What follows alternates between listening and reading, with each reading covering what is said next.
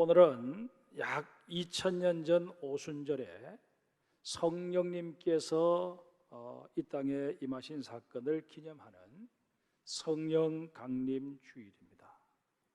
오순절은 그 이름에서도 알 수 있듯이 6월절이 지난 후 50일째 되는 날 지키는 절기입니다. 그런데 공교롭게도 이 날이 모세가 시내산에서 십계명을 받은 날과 일치하기에 유대인들은 오순절이 되면 해당에 모여 랍비의 성경 강론을 듣곤 했습니다. 또한 이날은 보리를 처음 거두어 드리는 때와도 맞아떨어지기에 맥추절이라고 부르기도 합니다. 아무튼 6월절에 버금가는 큰 명절 중 하나인 오순절에 성령님이 임하시면서 교회가 시작된 것은 결코 우연한 사건이 아니었음을 우리는 알아야 할 것입니다. 이스라엘 백성들이 한 해의 첫 소출인 보리를 일부 추수해서 바치는 날에 하나님께서 보혜사 성령님을 보내어 주심으로 그 성령을 받게 된 120명의 성도가 복음 사역의 첫 헌신자가 되고 그들의 공동체인 교회가 세워진 것, 이것은 바로 하나님께서 이 오순절 성령 강림 사건을 다 주도하셨다 하는 단적인 증거가 될 것입니다. 성령 강림 주일의 핵심은 두말할 것도 없이 보혜사 성령님께서 이 땅에 임하신 사건입니다. 따라서 오늘은 이 성령 강림 주일의 주인공인 성령님과 관련된 말씀을 듣고자 합니다. 성령님과 관련된 말씀을 듣는 중에 하나님께서 우리의 심령을 터치하여 주시고 성령님 우리에게 강하게 임하는 그런 은혜가 있기를 주님의 이름으로 축복합니다. 성도 여러분, 그리스도인이라면 마땅히 성령 충만을 사모해야 합니다. 하지만 성령 충만해야 한다고 해서 그것을 위해 인위적인 수단과 방법을 동원해도 좋다는 말은 결코 아닙니다. 분명히 말씀드리건대 성령님과 관련된 일련의 일들은 모두 하나님께서 베풀어 주시는 은혜로만 가능합니다. 그 좋은 예가 바로 오늘 본문에 소개되어 있는 오순절 성령 강림 사건입니다. 본문 1절을 한번 보실까요? 오순절 날이 이미 이르매 그들이 다 같이 한 곳에 모였더니. 이들이 왜 모였을까요? 사도행전 1장 4절 5절에 보면 예수님께서 승천하시기 전에 제자들에게 예루살렘을 떠나지 말고 아버지께서 약속하신 성령을 기다리라고 명령한 사실을 알 수 있습니다. 그러시면서 예수님께서 8절에 성령이 임하시면 제자들이 권능을 받게 되고 예루살렘과 온 유대와 사마리아와 땅끝까지 이르러서 예수 그리스도의 증인의 삶을 살게 될 것이라고 말씀하여 주십니다. 이에 제자들은 이 예수님의 말씀에 순종하기 위해서 한자리에 모여 합심하여 기도하는 일에 힘쓰게 됩니다. 그렇게 시간을 보내던 중에 오순절이 되었고 그날 또 여느 날처럼 이들이 함께 모여서 기도를 하고 있었습니다. 그런데 그토록 고대했던 성령님이 바로 그 오순절에 임하신 것입니다. 이런 사실에 비추어 볼 때 성령님은 일단 간절히 사모하며 기도하는 사람에게 임하시는 것을 확인할 수 있습니다. 그런데 중요한 것은 그 다음 2절입니다. 호련히 하늘로부터 급하고 강한 바람 같은 소리가 있어 그들이 앉은 온 집에 가득하며. 여기서 우리는 세 단어를 눈여겨볼 필요가 있습니다. 그 첫 번째가 홀련히라는 부사입니다. 헬라어로는 어프노라고 하는데 전혀 뜻밖의 벌어지게 된 사건을 일컬을 때 쓰는 단어입니다. 당시 한자리에 모여서 기도하던 무리가 성령님의 강림을 기다렸던 것은 사실이지만 그 성령님이 그날 그 시각에 임하실 것이라고는 아무도 예상하지 못했습니다. 전혀 예상하지 못했던 때에 성령님께서 일방적으로 임하여 주신 것입니다. 두 번째는 우리 개역개정 성경에는 있어라는 말로 번역된 페로메네스라는 단어입니다. 이 단어에는 가져오다라는 개념이 내포되어 있습니다. 바람 같은 것이 그 자리에서 갑자기 형성된 것이 아니라 어디론가부터 왔다는 것입니다. 세 번째는 가득하다라는 단어인데 헬라어로는 에플레로센이라고 합니다. 바람은 불어와서 스쳐 지나간다고 우리가 생각합니다. 그런데 이 성령의 바람은 그저 스쳐 지나간 것이 아니고 그 방 안에 계속 머물며 지속적으로 그 120명의 성도에게 거룩한 영향을 끼쳤다는 것입니다. 제가 전하는 말씀을 들으면서 이미 눈치를 채신 분들도 계시겠지만 이 세 단어를 통해 우리가 알 수 있는 아주 중요한 사실이 하나 있습니다. 그것은 바로 이 오순절 사건은 그 어떤 인위적 요소가 가미되지 않은 오로지 하나님께서 친히 주도해 주신 사건이었다는 것입니다. 따라서 우리가 성령의 은사 가운데 하나인 방언을 받기 위해 인위적으로 혀를 꼬부리고 일정한 패턴의 소리를 빠르게 반복하는 행동들은 아무런 의미가 없음을 확인할 수 있습니다. 물론 그런 인위적인 노력으로 어떤 결과를 도출해내었다 하는 사람들도 있음을 봅니다. 그러나 여러분, 그렇게 내가 인위적인 방법을 동원해서 해가 약간 마비 증세가 되면서 제대로 말을 하지 못해서 이상한 소리를 내게 된 것, 그게 영적으로 무슨 의미가 있느냐 하는 것입니다.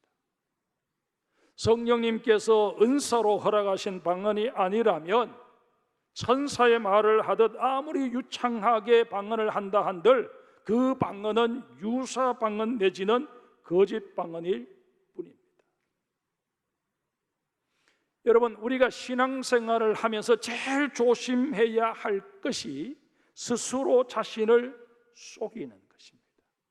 신앙은 착각하는 것이 아니다 하는 것을 우리는 유념하고 유념해야 합니다. 엉터리 방언, 거짓 방언에 스스로 속아 넘어가는 이런 상황은 우리가 생각하는 것 이상으로 내 영성에 심각한 결과를 초래할 수 있다 하는 사실을 우리는 두렵게 받아들일 수 있어야 할 것입니다. 이렇게 어거지로 인위적으로 방언을 할 것이면 차라리 방언하고자 하는 그런 마음을 갖지 않는 것이 좋습니다. 그 외에도 하나님께서는 얼마든지 우리에게 성령의 은사를 주시기 때문에 그렇습니다. 계속해서 우리 3절을 보겠습니다. 마치 불의 햇처럼 갈라지는 것들이 그들에게 보여 각 사람 위에 하나씩 임하여 있더니, 여기서 성령의 모양새를 불의 햇처럼 갈라지는 것으로 묘사한 이 진술에는 여러분 지나치게 비중을 둘 필요가 없습니다. 이것은 어디까지나 예수님께서 약속하셨던 성령님이 그 자리에 임했음을 사람들이 실제로 시각적으로 확인할 수 있도록 나타난 현상일 뿐이지, 성령님의 실체가 이렇다라고 설명한 것이 아니라는 것입니다. 이 3절의 표현 중에 우리가 보다 의미 있게 눈여겨보아야 할 것은 불의 혀처럼 보인 성령님이 각 사람 위에 임하셨다 하는 사실입니다. 성령님은 120명이나 되는 무리에게 집단적으로 임하셨습니다. 그러나 실제로는 개개인에게 임하신 것입니다. 이런 의미에서 우리 기독교의 신앙은 공동체적이면서도 개인적입니다. 사실 신앙생활을 하면서 나를 어떤 공동체에 소속시키느냐 하는 것 대단히 중요한 문제입니다. 우리는 주님께서 피로 값주고 세우신 이 장성교회에 나를 소속시켰다 하는 사실에 대해서 영적인 자부심을 가질 수 있어야 할 것입니다. 그러나 이와 더불어 이 장성교회 공동체가 성령 충만한 교회로 자리매김될 수 있도록 구성원된 내가 힘써 기도해야 한다 하는 사실도 망각해서는 아니 됩니다. 여러분, 신앙생활은 교회의 영적인 분위기에 적당히 묻어가면 되는 것 같지만 결코 그렇지 않습니다. 심판때가 되면 우리의 신앙은 철저하게 개인적인 사건이 될 수밖에 없다 하는 것을 유념하셔야 할 것입니다. 이런 까닭에 내가 성령을 받아야 합니다. 우리 장성교회가 아무리 영적으로 풍요를 누리고 성령 충만한 교회가 된다고 할지라도 내가 개인적으로 성령 받지 못하면 결국 내 영혼은 풍요 속에서 더 빈곤을 느끼는 가련한 존재가 되고 말 것입니다. 그런데 여러분, 예수님께서 오순절에 120명의 성도에게 성령 충만을 누리게 하셨을 때는 이유나 목적이 있을 것 아니겠습니까? 그게 무엇일까요? 4절에 그 답이 있습니다. 우리 4절 같이 읽겠습니다. 4절입니다. 그들이 다 성령의 충만함을 받고 성령이 말하게 하심을 따라 다른 언어들로 말하기를 시작하니라. 성령 충만을 경험한 120명의 성도가 성령님의 능력으로 이제까지 자신들의 일상생활 속에서는 전혀 사용한 적이 없는 다른 나라의 언어로 복음을 전하게 된 것입니다. 이게 그 당시 성도들이 경험했던 방언이었습니다. 오순절 절기를 맞이해서 예루살렘에는 디아스포라 유대인들, 유대인이기는 하지만 외국에 나가서 산지 오래되어서 이미 유대의 문화도 풍습도 언어도 다 잊어버린 그런 디아스포라 2세대, 3세대, 4세대 이런 사람들이 그래도 내 뿌리가 유대인인데 3대 절기 중에 한 번이라도 내가 이 예루살렘에 와야 되지 않겠나 그런 생각을 가지고 온 사람들, 그리고 이방인임에도 불구하고 유대교로 개종한 사람들, 이들이 순례차 예루살렘에 올라와 있었습니다. 하나님께서는 이들에게 복음이 전파되기를 원하셨습니다. 이들에게 복음이 전파되어지고 이들이 복음을 받아들이게 되면 선교는 획기적으로 이루어진다는 것 하나님이 아셨기 때문입니다. 이런 의미에서 여러분, 우리 한국에 와 있는 외국인 노동자들, 언젠가는 자기 나라로 돌아갈 그들에게 복음을 전하는 것 정말 중요한 일임을 아셔야 할 것입니다. 어쨌든 이 120명이 직접 각 나라에 말을 하게 하셔서 이방인들에게 예수님이 바로 구약 성경에 예언하고 있는 메시아 그리스도시다라는 사실이 증언되도록 하신 것입니다. 여기서 우리는 우리 그리스도인들을 향하신 하나님의 뜻이 무엇인지 분명하게 깨닫게 됩니다. 여러분, 인류가 각기 다른 언어를 쓰게 된 때가 언제였을까요?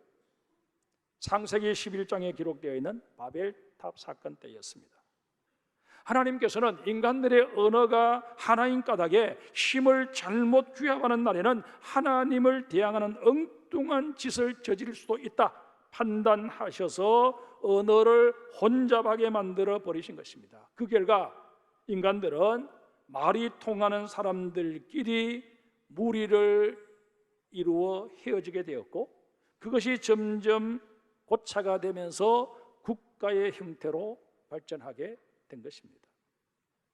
우리는 이 바벨탑 사건을 통해 너무나도 귀한 교훈을 하나 얻게 됩니다. 바로 하나님을 대적할 경우 그 결과는 분열과 불통으로 이어진다는 사실입니다. 그런데 이렇게 인간 사회의 불통과 분열을 가져왔던 바벨탑 사건이 오순절 사건을 통해 다시 회복되고 치유하는 모습을 우리는 보게 됩니다. 오늘 본문 8절에 뭐라고 말씀하십니까? 우리가 우리 각 사람이 난 곳 방언으로 듣게 되는 것이 어찌 땜이냐. 세계 각지에서 온 순례객들은 비록 자신의 뿌리가 유대인이라고 해서 예루살렘을 찾아왔고, 또 유대교로 개종을 하면서까지 유대의 절기를 지키기 위해서 찾아왔지만, 단지 사용하는 언어가 다르다는 이유로 여전히 유대인들과 자신들은 기름과 물처럼 어울릴 수 없는 존재임을 확인한 것입니다. 그런데 어찌된 영문인지 분명히 유대인인데 그들 중 몇몇 사람이 자신들이 사용하는 자신들의 모국어를 유창하게 사용하는 것을 목격하게 된 것입니다. 그렇지 않아도 언어가 통하지 않아서 소외감을 느끼고 있었던 터에 자기네 말로 무언가를 전달해 주는 사람들을 만났으니 자연 그들의 말에 귀가 솔깃해질 수밖에 없었을 것입니다. 놀라운 소통이 이루어진 현장이 된 것입니다. 11절에 그들이 이렇게 말합니다. 우리가 다 우리의 각 언어로 하나님의 큰 일을 말함을 듣는도다. 사실 오순절 방언 사건은 이때 단 이례적으로 일어났을 뿐입니다. 그 이후에는 전혀 이런 방언은 하나님이 주시지 않으셨습니다. 그 후에 나타나는 방언은 듣는 사람은 말할 것도 없고 그 방언을 하는 자신도 그 뜻을 제대로 알지 못하는 신비한 언어였습니다. 그렇다면 오순절에는 왜 하나님께서 이렇게 전무후무하게 특이한 형태의 방언을 허락하여 주신 것일까요? 이유는 두 가지입니다. 첫 번째는 사도행전 1장 8절의 말씀을 실현하시기 위함이셨습니다. 그 구절을 다시 한번 볼까요? 오직 성령이 너에게 임하시면 너희가 권능을 받고 예루살렘과 온 유대와 사마리아와 땅끝까지 이르러 내 증인이 되리라 하시니라. 120명의 그리스도인들 중에 그 누구도 외국어를 배운 적이 없었습니다. 외국에 나가본 경험도 없었습니다.